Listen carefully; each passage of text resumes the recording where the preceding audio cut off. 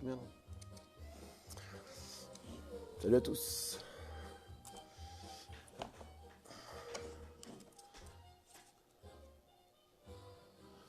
Fil rouge. L'enquête sur la paracha de la semaine. Cette semaine, parachat Tzav.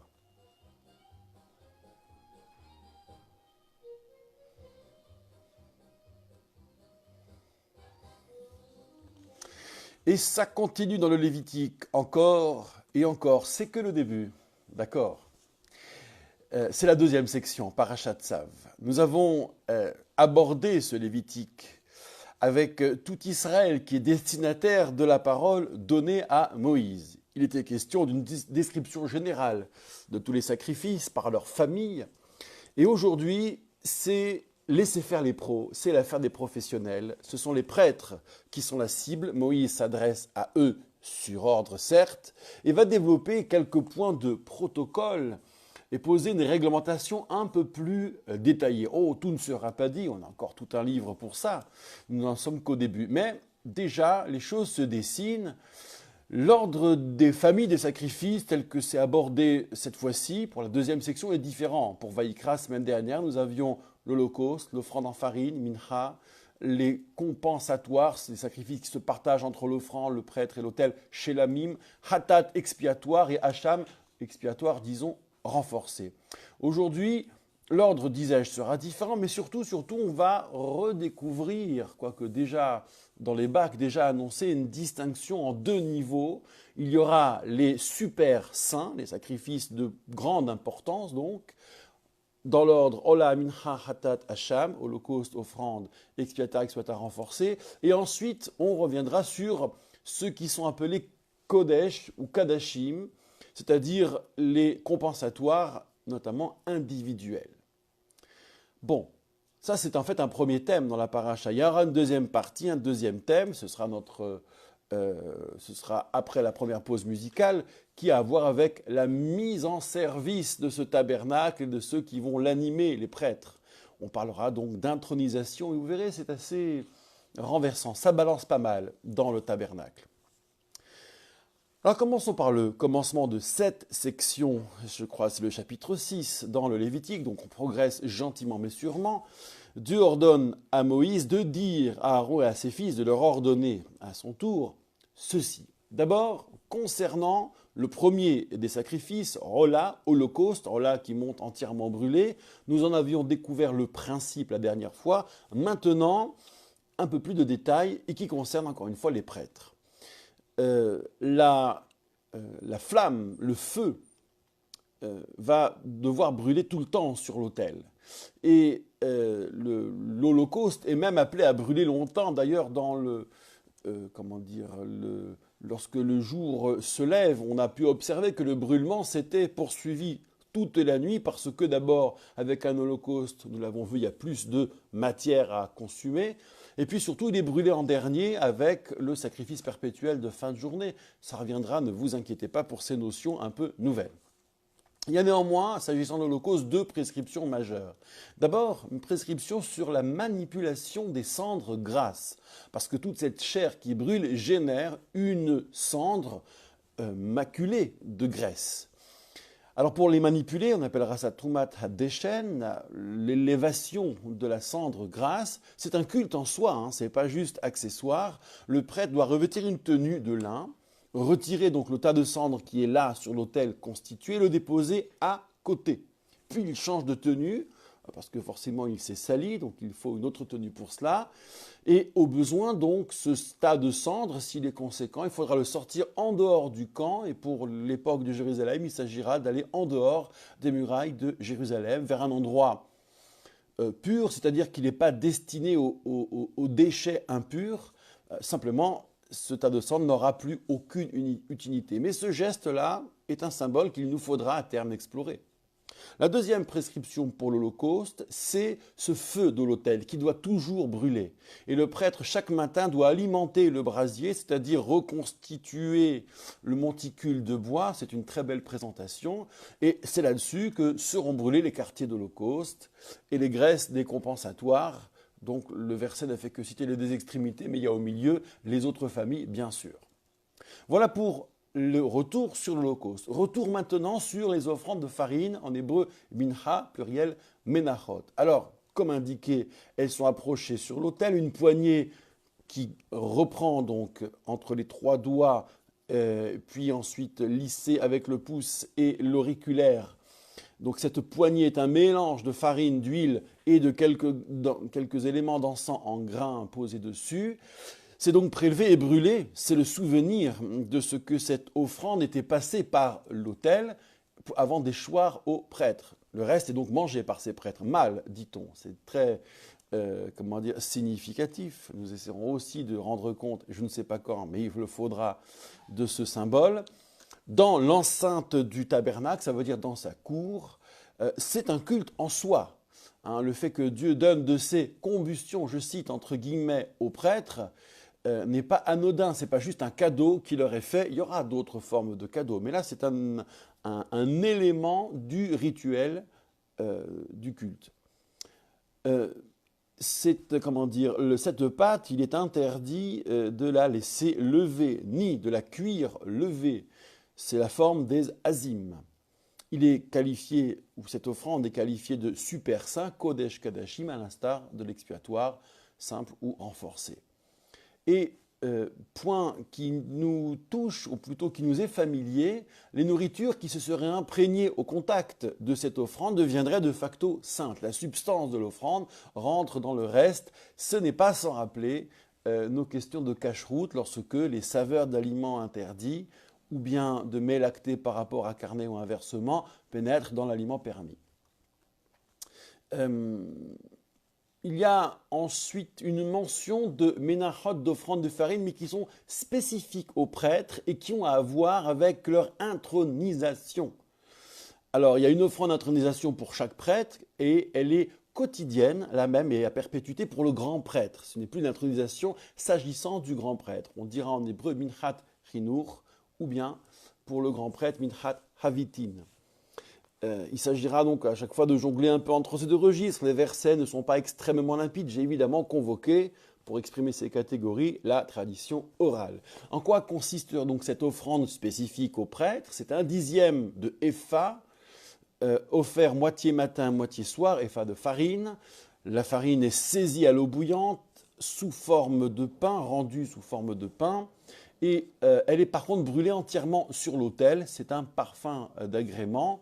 Et ce sera idem pour l'offrande du grand prêtre qui elle est quotidienne. Ce sera idem pour l'offrande, oui, du grand prêtre, mais aussi l'offrande qu'un prêtre recevrait en cadeau. Alors nous verrons,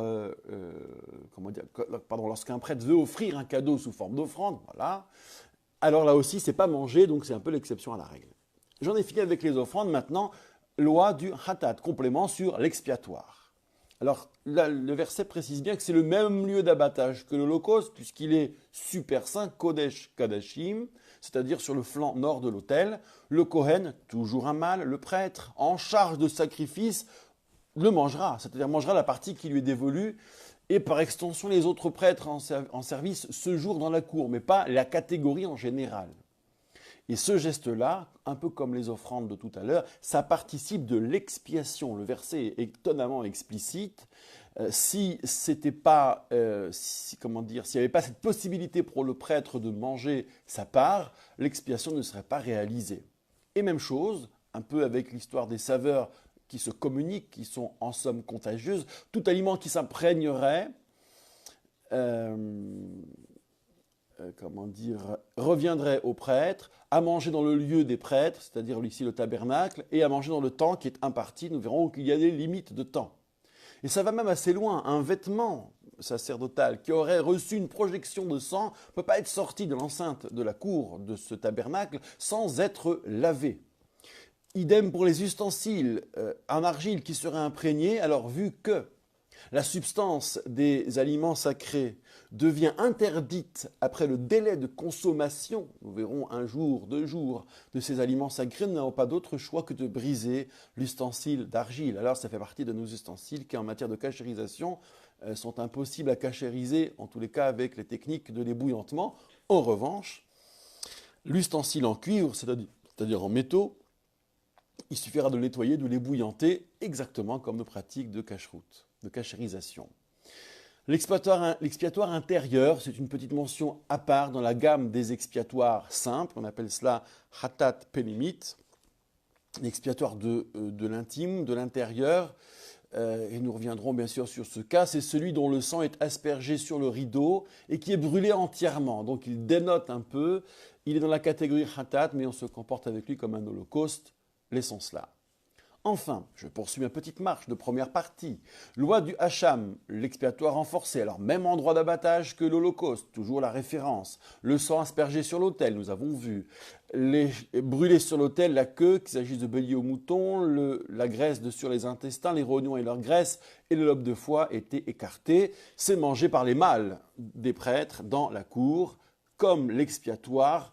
Ce qui est consommé revient au prêtre en charge de la procédure, tandis que pour l'Holocauste, alors ce qui est dit ici transversal, la peau aussi revient au prêtre. L'Holocauste est entièrement brûlé, mais la peau est conservée.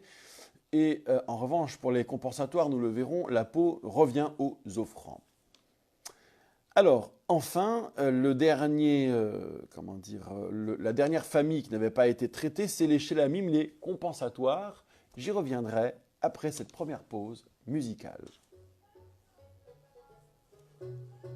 Oui, ça faisait beaucoup, j'ai rééquilibré.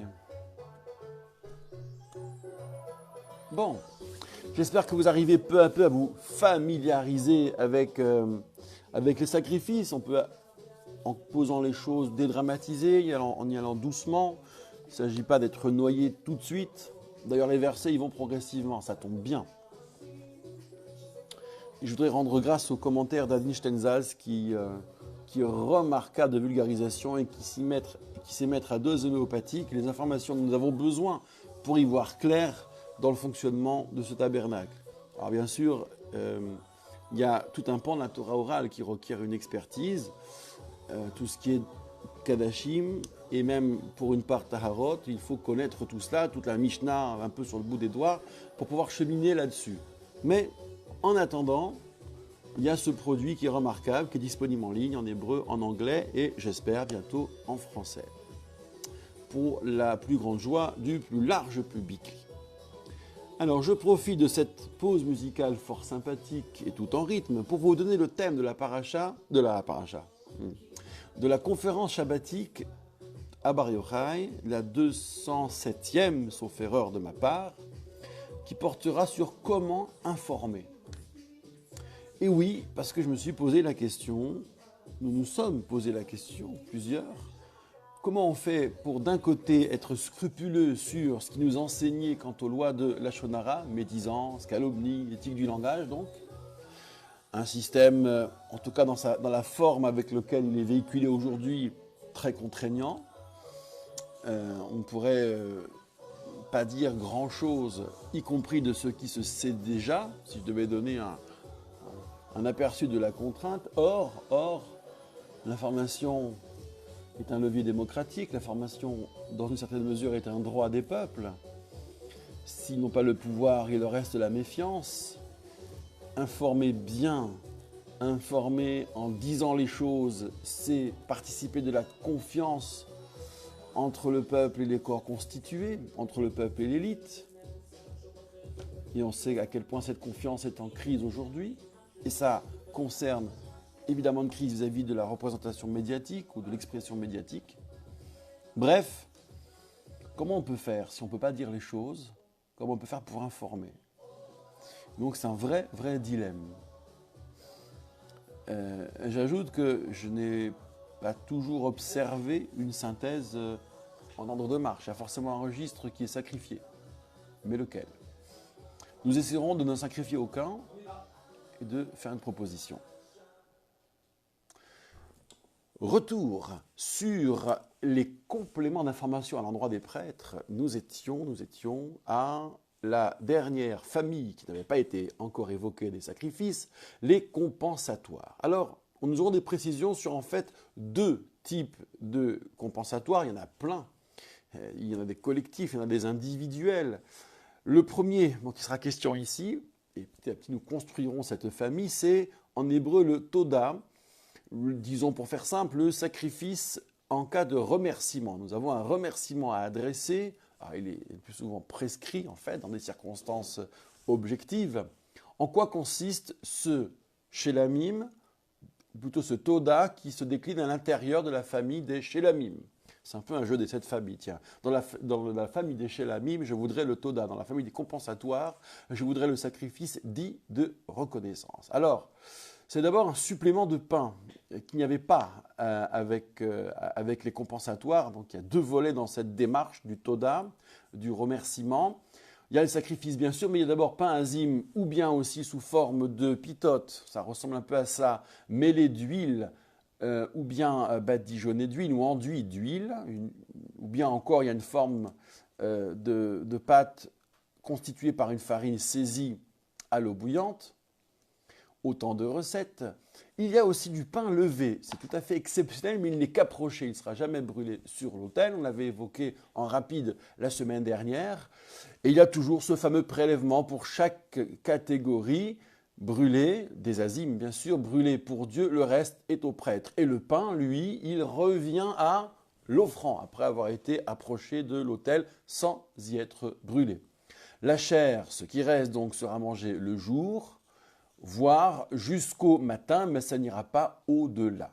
Ensuite, il y aura un autre compensatoire, c'est le compensatoire des vœux ou des nédavot, des offrements. Alors, les vœux, c'est vous vous engagez à offrir un compensatoire, et donc on l'achète éventuellement au temple. Et la nédava, c'est vous vous engagez à offrir cet animal qui est chez vous, qui vous appartient, qui est de votre bien, vous l'avez désigné. Il sera donc offert, s'il a tous les critères, bien sûr. Alors là, par contre, bon, le protocole est le même qu'un compensatoire classique, sauf que le délai pour le manger, c'est le jour et le lendemain jusqu'au matin, donc du 3e jour à compter de l'approche à l'autel. Alors, cela étant, ça nous pose 3 invalidations des sacrifices qui apparaissent comme gravissimes, d'ailleurs, si elles étaient volontaires. L'expression, c'est retranchement. L'âme en serait, ou la personne en serait comme retranchée. C'est générique, enfin, c'est général sur l'ensemble des sacrifices qui va être dit là. C'est-à-dire qu'il y a une première invalidation qui s'appelle en hébreu notar. C'est-à-dire ce qui aurait dû être mangé dans des délais, et puis il en est resté au-delà de ce délai. C'est le matin du lendemain matin, ou bien pour, on vient de le voir, Neder, Nedava, vœu ou cadeau, jusqu'au matin du 3e jour. Deuxième invalidation, alors cette fois-ci qui est intentionnelle, donc là ce qui serait problématique avec le notar, ce serait de manger le notar volontairement. Mais là il s'agirait dans la deuxième catégorie d'avoir laissé intentionnellement un reste, on appellera ça pigoule, c'est répugnant. Et donc, manger ce qui a été laissé involontairement appelle aussi une grande gravité. Troisième cas, troisième invalidation, c'est manger en état d'impureté, soit compte tenu de l'homme, nous verrons à quoi ça tient, soit au contact d'un animal mort, ou bien d'un sheretz, alors c'est rampant rongeur, nous verrons la liste, mort. La viande est rendue impure par le contact, donc elle ne peut qu'être brûlée autrement, et il est bien indiqué que la chair du shélamim, la chair du compensatoire ramenée dans l'espace domestique, peut être mangée certes par tout homme, pas seulement par l'offrant et sa famille, mais par contre en état de pureté. Voilà pour ces invalidations notoires sur lesquelles nous reviendrons et qui font le sel de bon nombre de chapitres dans la tradition orale. Appendice, par rapport à tous ces sujets, avant d'évoluer dans la paracha, la graisse et le sang. Alors, graisse et sang, il est permis d'en profiter et les manger appelle retranchement, et cela, ça concerne toutes les graisses, toutes les graisses d'abord des ovins et bovins, taureaux, moutons, boucs, cités en exemple. En revanche, le sang, ça s'élargit aux oiseaux, qui eux ne sont pas concernés par l'interdit de la graisse. Alors, la graisse, je parle ici hors du contexte des sacrifices, c'est-à-dire que les lois sacrificielles nous renseignent aussi sur quelques-uns de nos interdits en général dans le manger cachère. Là, donc graisse et sang, c'est les plus notoires, mais il y en aura d'autres, nous le verrons. Donc, une bête morte d'elle-même ou déchirée, c'est une ouverture qui trouvera sa justification par la suite. Mais là encore, ces graisses sont, sont interdites à la consommation. C'est exactement la référence, comme la graisse offerte en compensatoire, confère donc le verset. Tandis que le sang qui concerne, disais-je, oiseaux et animaux, c'est la même logique. Vu que le sang des oiseaux est conduit aussi sur l'autel et pas leur graisse, c'est ainsi que le sang nous est, notamment le premier, gravement la suite, le sang déplaçable comme un simple interdit, nous sont donc défendus. Fin de cet appendice. Dernière, pour la première partie de la paracha, son premier volume, dernière interpellation pour les prêtres, il s'agit de détailler leur part. Qu'est-ce qu'ils mangent au juste? Alors l'offrant amène lui-même ce qui sera le poitrail et sa graisse. La graisse est brûlée, le poitrail est balancé et donné au prêtre, ainsi que la cuisse droite qui sera donnée au prêtre, le flanc de la cuisse droite. Je les prends aux enfants d'Israël comme les graisses pour les donner au prêtre. Donc c'est Dieu qui se charge de donner ce qui est à lui, mais c'est à lui qu'il faut donner.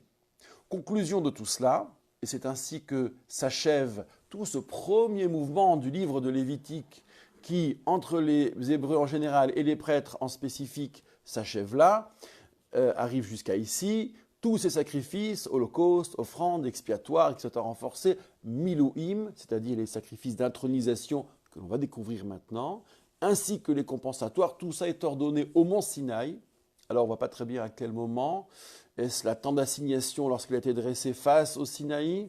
Pour les sacrifices approchés dans le désert du Sinaï. C'est une notion assez floue en réalité, qui désigne vaguement un espace et encore moins précisément une époque, ou en tout cas une date. Voilà en tout cas pour le premier volet de la paracha. Maintenant le deuxième volet, c'est le rituel d'intronisation, ça va aller assez vite, notez bien. Il y a d'abord onction, c'est Moïse qui se coltine tout ça, hein. C'est lui qui fait tout directement et en personne, onction des hommes et des éléments, et il va aussi s'occuper des sacrifices pendant les 7 jours. Les sages se demandent mais en fait dans quelle tenue il a opéré. On n'a pas du tout vu dans la Bible un détail de la tenue de Moïse pour cette œuvre, parce que là il fait le job de grand prêtre, c'est pas rien.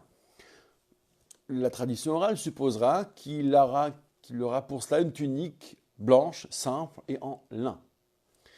Ce qui nous fait dire, notamment qui fait dire à notre ami Steinsaltz, qu'il aura décidément occupé tous les postes, prophète, chef du Beddin, juge suprême, quoi. Prêtre, roi, j'ajouterais presque mère juive.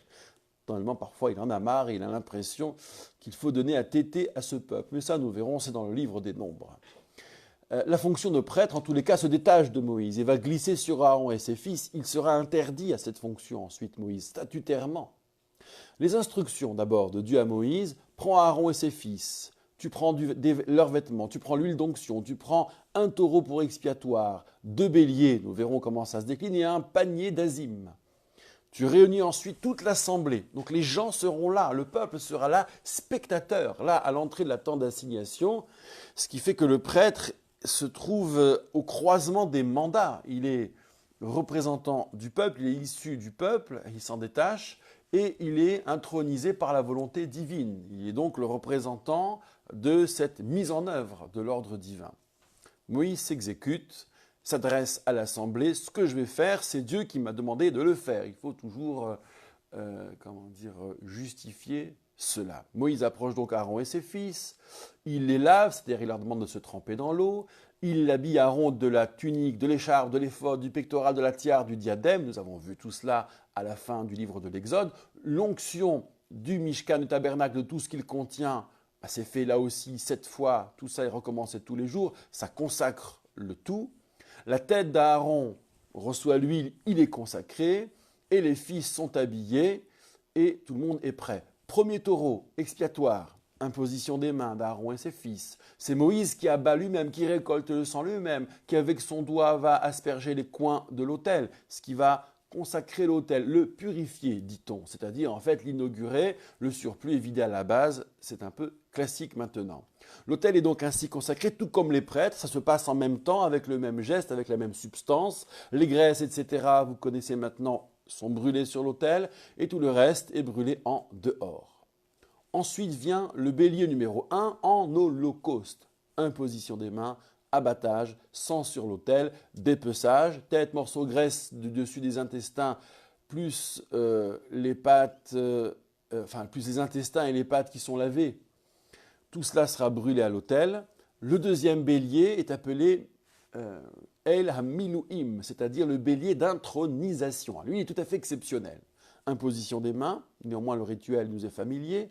Abattage, et avec le sang, voici ce qui se produit. Moïse va répandre ce sang avec son doigt sur le pan de l'oreille droite d'Aaron, sur le pouce de la main droite, sur le pouce du pied droit.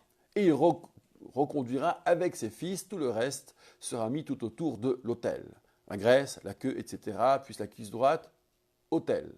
Le panier des azimes, Moïse en prend un de chaque, pose sur les chairs à brûler, sur les chairs, qui se détachent, le tout posé dans la paume d'Aaron et ses fils.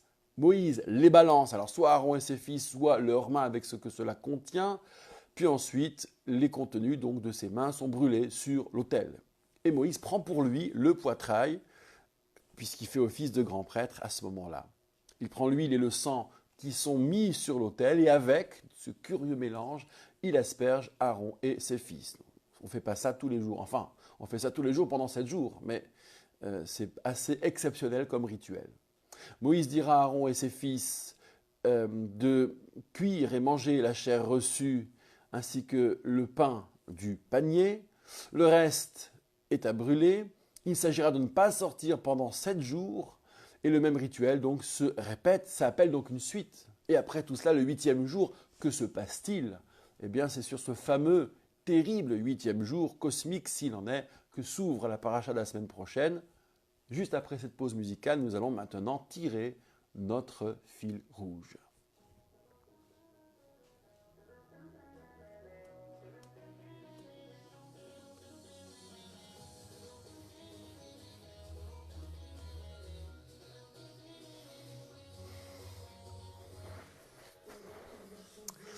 Bien. Alors, j'en profite aussi pour vous parler d'un événement d'une très grande importance. Maître Charles Meyer de Paris, avocat international, très grand personnage de la communauté juive parisienne et je dirais francophone et même mondiale. Très investi sur les questions d'éthique, très investi sur la question de la circoncision en France et de ses pratiques homologuées. Maître Charles Meyer nous fera l'amitié d'une conférence à Grenoble. Ce sera le 26 mars prochain, donc la semaine prochaine, au soir à 19h30, au CCJ, à l'espace des cultures juives, Centre culturel juif de Grenoble. Le thème de cette conférence, c'est les origines bibliques des droits de l'homme. Alors vous pouvez devant un tel titre, soit avoir une approche diplomatique et sourire de ce qui vous paraît évident. Si la Bible a dit après tout, tu aimeras ton prochain comme toi-même, ça vaut bien les Lumières, ça vaut bien l'avènement du sujet, ça vaut bien liberté, égalité, fraternité, que sais-je. Seulement, si vous êtes un peu honnête, et surtout curieux du texte, il y a des notions que vous ne trouvez pas. Parfois, pas même en creux. Par exemple, la notion d'égalité, ça ne marche pas comme ça. La vision biblique, je ne dis pas qu'elle est normative, mais elle s'appuie sur des familles, sur des identités qui supposent une exclusion. Et au sein de l'identité, il y a des catégories, il y a des castes. Peut-être moins prononcées qu'ailleurs, peut-être moins irrémédiables à voir. Mais tout de go, le principe d'égalité n'est pas affirmé. De même que l'esclavage n'est pas aboli, franchement, directement. Je sais bien qu'en combinant la tradition orale, on peut établir une pensée, une trajectoire. C'est un point de vue, pour ma part, je défends. Mais le titre ici est plus audacieux encore. Maître Charles Meyer nous parlera des origines bibliques des droits de l'homme, et tel que je viens de le présenter maintenant, c'est une gageure extraordinaire. Et vous pouvez compter sur son érudition, sur sa rigueur, pour ne rien laisser planer comme propos facile, comme doute, comme approximation, qui laisserait penser que l'héritage des Lumières est une évidence dans la Bible. Ce titre n'est donc pas un constat a priori, c'est un défi qu'il nous faudra démontrer. Alors si vous voulez en savoir plus, ce sera une très très belle conférence, donc rendez-vous ce fameux mercredi 26, 4 rue des Bains, le CCJ, pour écouter Maître Charles Meyer sur les origines bibliques des droits de l'homme. Voilà l'info majeure pour cette semaine. On est bon? Allez, on va poursuivre. Je vais faire tout d'une traite, hein. Je pense.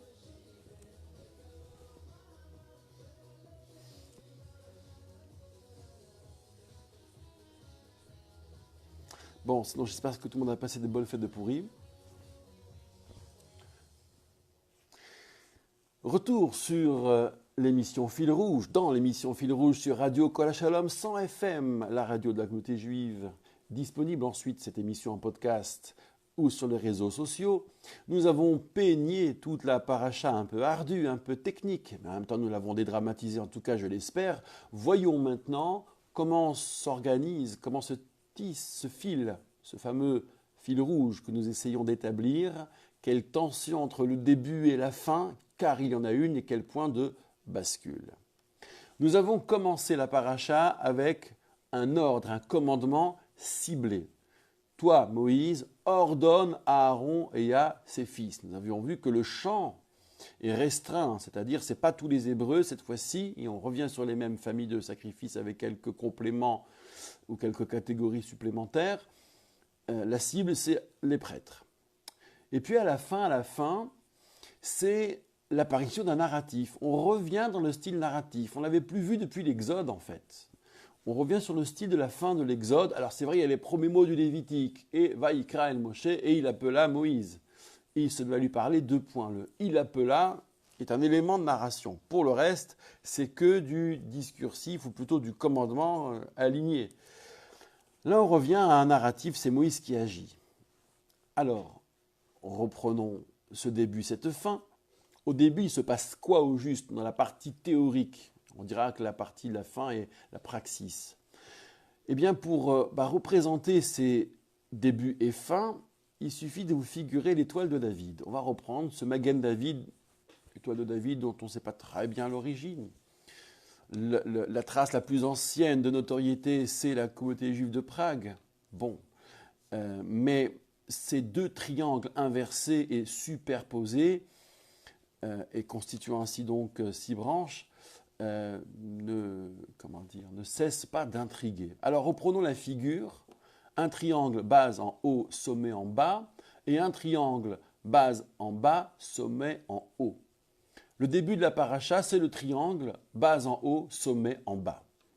Un triangle qui se dessine, puisqu'on est dans la théorie.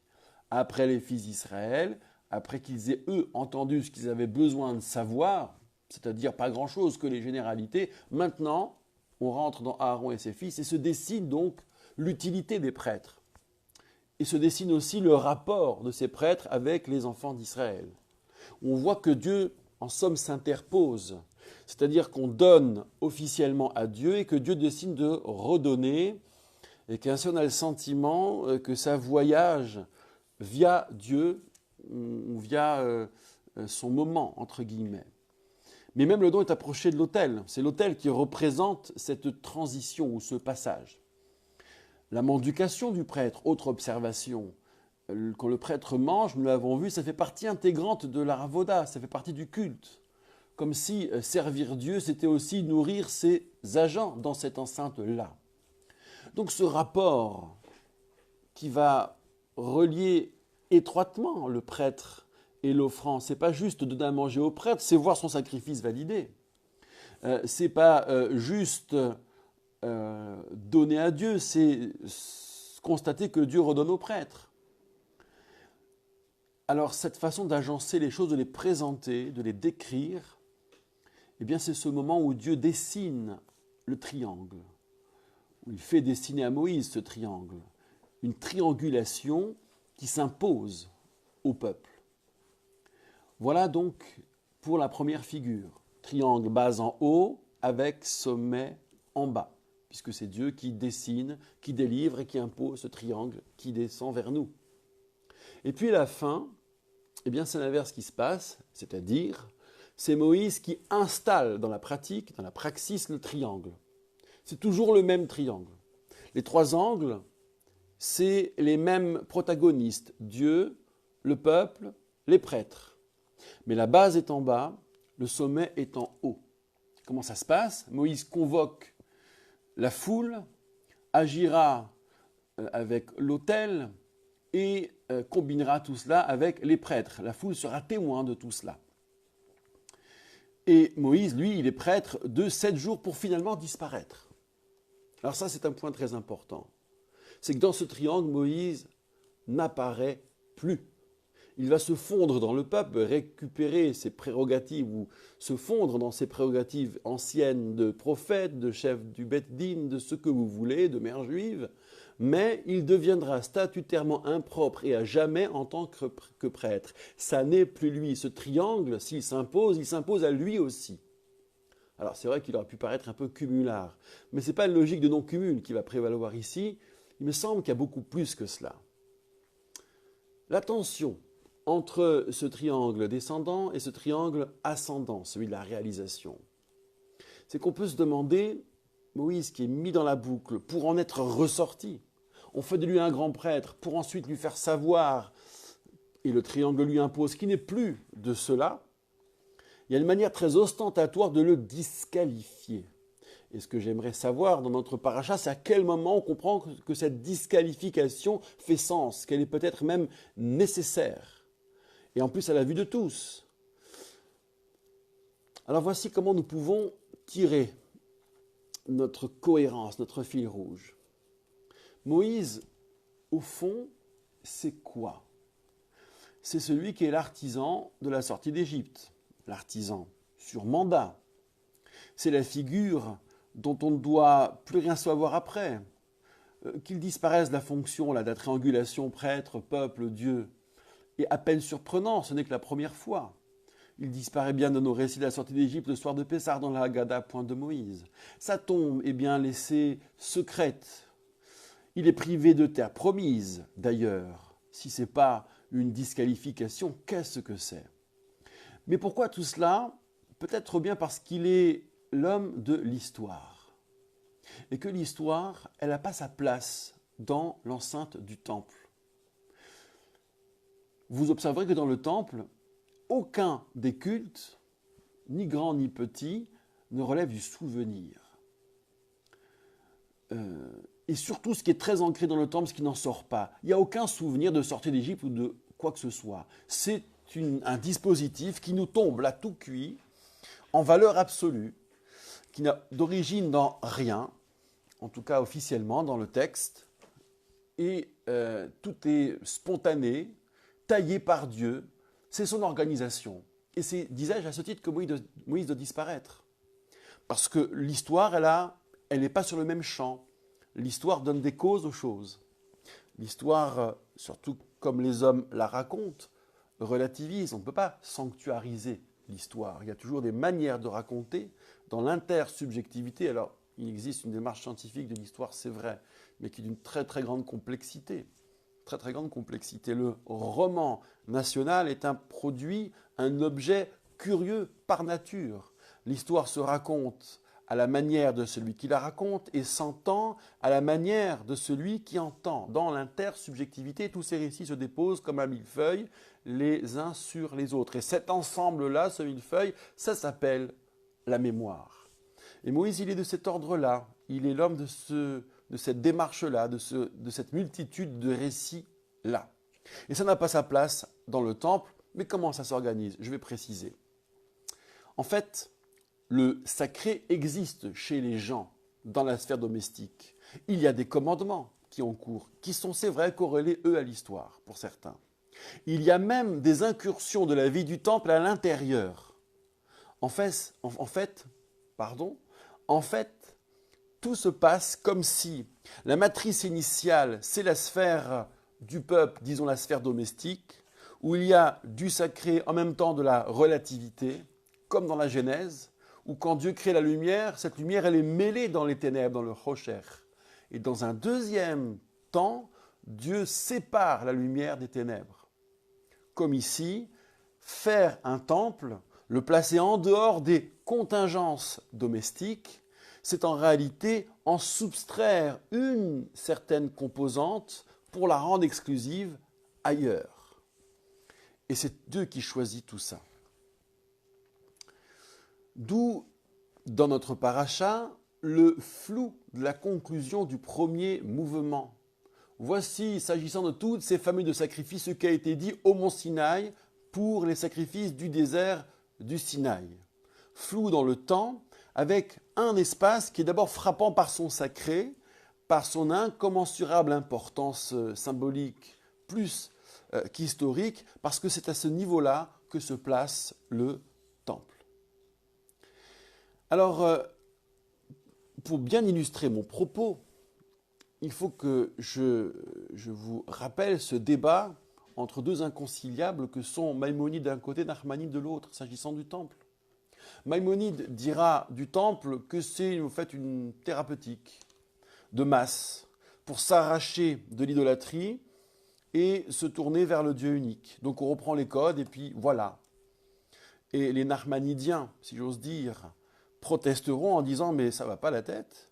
Depuis qu'on donne des causes à ce type de commandement particulier ou au commandement en général d'ailleurs.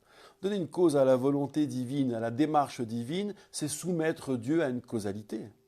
C'est le mettre en boîte, dans nos boîtes, et c'est inacceptable. Où les choses sont au-delà du sens, où elles ne sont pas, s'agissant des ordres divins. Ça, c'est Nachmanide. Sauf que, on peut reprocher à ces grands puristes mystiques que Maïmonide, c'est pas tant mouillé que cela pour dire que le temple était un arrachement à l'idolâtrie, parce que les codes du temple sont des codes familiers. Libation, sacrifice, offrande comme ceci, comme cela, tout ça c'est pour ainsi dire du déjà vu. Donc ces codes sont réinvestis et réorientés vers le culte du Dieu unique. Certains diraient c'est peut-être un début, une monolatrie. Mais en réalité, chacun a ses failles, maïmonidien, nachmanidien. Et il est peut-être stérile de les opposer comme tels, c'est-à-dire comme irréconciliables et irrémédiablement, parce qu'au fond, ils ont peut-être décrit deux versants d'une même médaille, deux revers d'une même médaille. Il faudrait être aveugle et sourd même pour ne pas imaginer ce dialogue virtuel entre eux à quelques encablures et quelques décennies, c'est le moins qu'on puisse dire, d'écart. En fait, il se passe quoi? Il se passe, comme nous l'avons dit, que le tout sacré se détache de la sphère domestique où se mêlent le non sacré et le sacré. C'est le lieu où l'histoire a sa place, la sphère domestique, comme nous l'avons indiqué.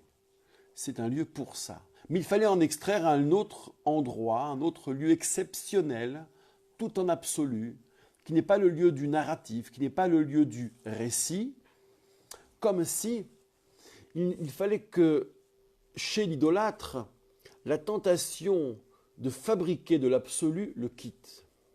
Comme s'il fallait que chez l'être humain, le délire de graver dans le marbre et de produire de l'éternité devait aussi le quitter. Ce qui se passe avec l'idolâtre se passe aussi pour nous. Cet absolu qui nous quitte et qui se pose là devant nous, que nous pouvons voir de loin, nous dit bien qu'il n'est plus nôtre. Que notre sphère domestique est une sphère où l'on grandit, où l'on mûrit, où l'on vieillit, où le temps fait son œuvre.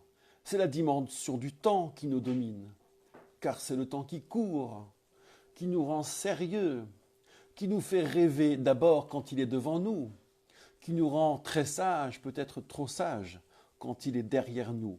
Nous sommes des hommes du temps. Parfois le temps dénature l'espace. Il l'investit, il l'abîme, il l'occulte, il l'ignore, il n'en prend pas soin. Et le temple, lui, est en dehors du temps. Certains diraient c'est la sphère spirituelle face à la sphère temporelle. Je n'irai pas jusqu'à cette distinction par trop radicale. Mais en tous les cas, c'est un une composante spirituelle que le temporel étouffe parfois, mais qu'il contient pourtant. Mais là, elle est protégée, elle est isolée. Et là, le temps ne court pas, c'est le lieu de l'éternité. Et comme disait Woody Allen, c'était peut-être Kafka, l'éternité c'est long, surtout vers la fin. Non seulement nous ne savons pas faire de l'éternité, mais il vaudrait mieux peut-être ne pas s'y aventurer ou se bercer de l'illusion que nous sommes producteurs d'absolu et d'éternité. Nous sommes humains, nous grandissons, nous vivons, et voici ce que le temple de ces hautes sphères, de son lieu extraordinaire, nous aura appris. Merci à tous et à toutes de votre patience. Je vous dis Shabbat Shalom. Rendez-vous pour la prochaine édition de Fil Rouge. Grande et terrible paracha, parachat Shemini. D'ici là, bonne étude, bonne lecture, bon repos, belle vie et Shabbat Shalom.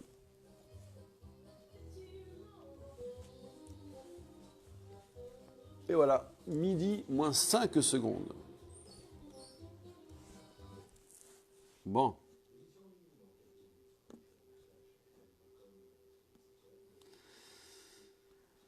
Merci à tous les amis de nous avoir suivis.